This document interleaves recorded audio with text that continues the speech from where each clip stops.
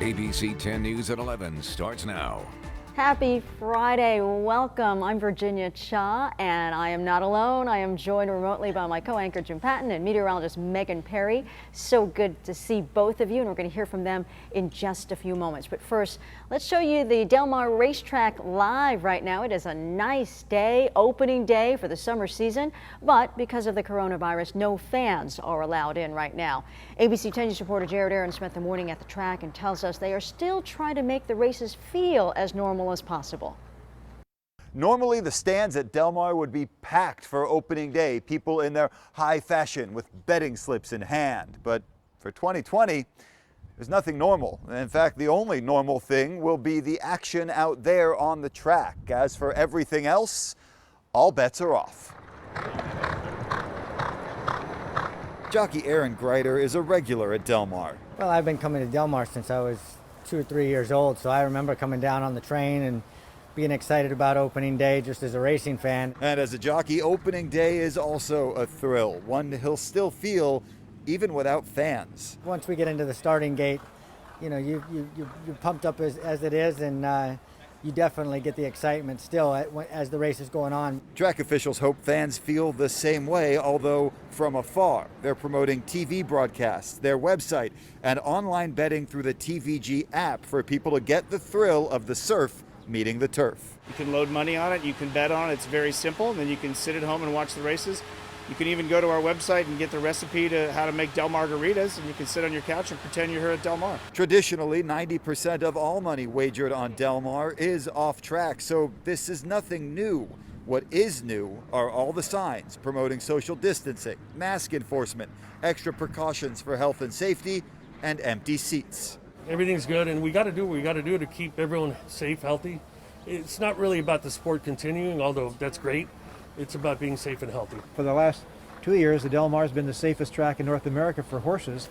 Now we want to keep it the safest racetrack for the people that take care of those horses. The track usually makes about $17 million a year from fans in the stand, along with concessions and merchandise. They hope to be able to bring some people back by the end of the season if the coronavirus pandemic tapers off enough. And if not then, maybe in time for the fall season, which begins in November. At the Del Mar racetrack, Jared Aarons, ABC 10 News. Well, restaurants facing new challenges amid the return of restrictions aimed at combating the spread of the coronavirus. Well, today in North County, an effort to keep those businesses running safely. Along Grand Avenue, restaurants got the green light to move tables onto the street for outdoor dining. Business owners say the city has been helpful in giving them an extra boost during this tough time. Had a meeting with them, Zoom meeting with them yesterday, talking about it. We said, well, when do you think you can get it started? They said, we'll be there tomorrow. And that's today, and as you can see, they're out here working.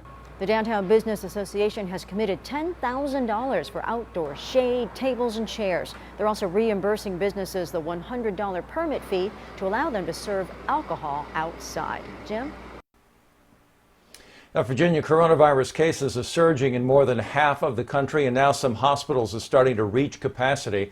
ABC's Rena Roy explains the surge in cases is leaving parents with questions about what this could mean for schools.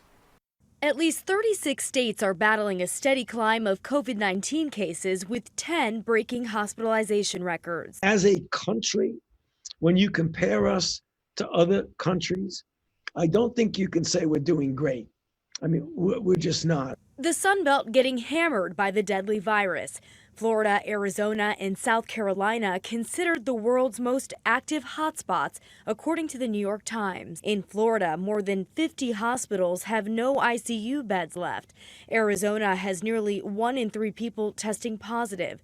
The governor there addressing COVID publicly for the first time in a week. Today, there's a new executive order that will limit indoor dining to less than 50% occupancy. But for the people waiting hours in long lines to get tested, that's not enough. I had a gentleman who was in tears because he had waited so long and for so many days, and that's what breaks my heart. 13 states are reporting issues with testing availability and access. You really need a far more robust testing infrastructure, and in some places really becoming as you say, starting to collapse. And that's going to make fighting this virus much, much harder. Amidst these widespread challenges, President Trump still pushing for schools to reopen in a few months, saying in part, schools must be open in the fall. If not open, why would the federal government give funding? It won't. But the big question is how to do that safely. Florida's governor ordering public schools statewide to reopen in late August, but Miami-Dade schools superintendent says not so fast. It makes no sense for me to empty out restaurants but pack schools. And we have not transitioned to phase 2. During phase 1, we cannot open schools. Experts say it is rare for children to get severely ill, and so far there is limited evidence on how easily they spread the virus to adults. Meantime, it is still unclear what CDC guidelines will look like if and when schools do reopen this fall. Rena Roy, ABC News, New York. And we invite you to stay tuned because later in this hour we are going to hear from the president of the California Teachers Association, which has been pushing back against current plans to reopen schools. Police releasing new details overnight about the deadly officer-involved shooting in City Heights yesterday. Police say they did find a weapon at the scene, but are still trying to determine if the gun was operational or even real. Oh my God, this is on Menlo. Oh my God. This all started on Menlo Avenue after a call that a man was pointing a gun at two women in a car. Police arrived, told that man to raise his hands, and he did. And that's when they say a firearm fell from his clothes. They say they told him back away from that, but he didn't comply. Officers say at one point the man picked up the gun and pointed it at them. The officers fired their guns, hitting that man who died at the scene. 10 News spoke with a witness who says she saw the man on the ground complying with officers before he was shot. She believes the body cam video will answer a lot of questions. I'm hoping that it did to justify the cops' actions. I'm hoping that it did. You know, I just cannot understand in that nanosecond why that man had to get shot up like he was at a firing. 7 officers involved have been placed on administrative leave pending the investigation. An Otay Mesa elected official once again in hot water after reportedly publishing a racist Facebook post last week. Otay Mesa Water Authority Director Hector Gastelum was censured by the rest of the board last night and could be removed from a number of committees. According to the Union Tribune, Gastelum posted and within an hour deleted a message addressed to Black Lives Matter saying, quote, "Thank God the country was founded by white Christian men. Look at how things turned out in Africa," end quote. It's not the first time Gastelum has been censured for inflammatory statements since being elected in 2016. 2 years ago, he was punished for referring to Muslims as subhuman scum. Well, Gastelum is up for re-election this fall, and we're reaching out to him for comment, and we'll let you know when we hear back. Virginia? Thank you, Jim. Starting today, San Diegans will have a chance to look through the different proposals to redevelop the sports arena area. ABC 10 News reporter Marie Cornell spoke with the 2 developers who are competing for this project. The city wants to know how you want the sports arena area to look like, so they've set up a virtual open house where you can look at the proposals and leave your feedback. Right now, strip malls, the sports arena, and parking lots fill the 48-acre city-owned land. And there are 2 groups that have submitted proposals for the property. Brookfield has teamed up with ASM Global to come up with these renderings. They want to create commercial and retail space, build more than 2,000 residential units, while keeping the sports arena there with possible upgrades. Their plan also includes more than 5 acres of public parks and recreation space, building what they call a vibrant center.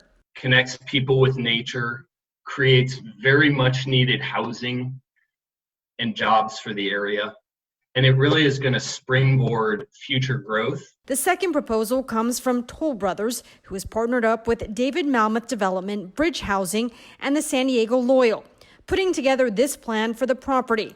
Similar to the other plan, they also have designated areas for parks, housing units, and commercial and retail space. Their plans also includes a hotel and the construction of a 12,000-seat soccer stadium.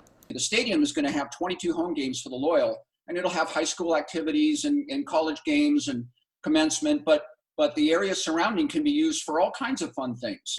All of these plans are contingent upon plans to remove the current 30-foot height limit for the entire 900-acre Midway district, which voters will likely see on the November ballot. It won't allow skyscrapers, but it will let developers build up to 100 feet. The city's virtual open house will run through July 20th. We are still in the early stages of this process. The next step will be a committee will review public input. They will make a recommendation and send it over to the mayor's office. Reporting from home, Marie Cornell, ABC 10 News.